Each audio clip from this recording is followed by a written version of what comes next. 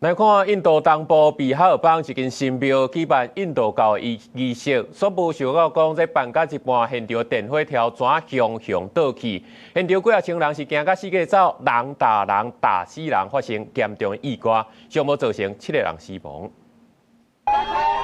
事故發生了後，趕到現場的救護車隨甲受傷的民眾送病院急救，傷者大多數攏是女性，其中有人倒佇病床動袂調，開始喊。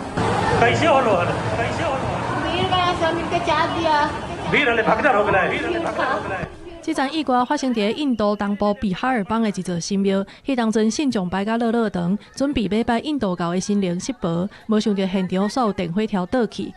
और लाइन में बहुत सारा लोग था, धकेल के इधर पूरा पॉल इधर कर दिया था, पॉल गिर गया था और वहाँ पे एक तार भी था करंट वाला, वही हल्का सा यहाँ हमको लगा,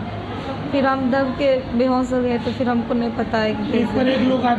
這場事故造成上無7個人死亡，19個人受傷。印度過去捌常常因為宗教慶典也是體育比賽發生人打人的意外。去年印度有名的演員維吉轉去政壇舉辦造勢大會，也捌因為現場人傷濟，相毆相打，有39個人死亡。另外，印度東部西孟加拉邦一間4層樓的旅館透早發生火災，迄當陣真濟人客還在困，互高煙雜甲精神，造成上無7個人死亡，真濟人受傷。根據印度媒體的報道，火災有可能就是1樓的電線燒拍電所引起的。目前警方已經將旅館負責人抓來調查。公視新聞張惠敏編譯。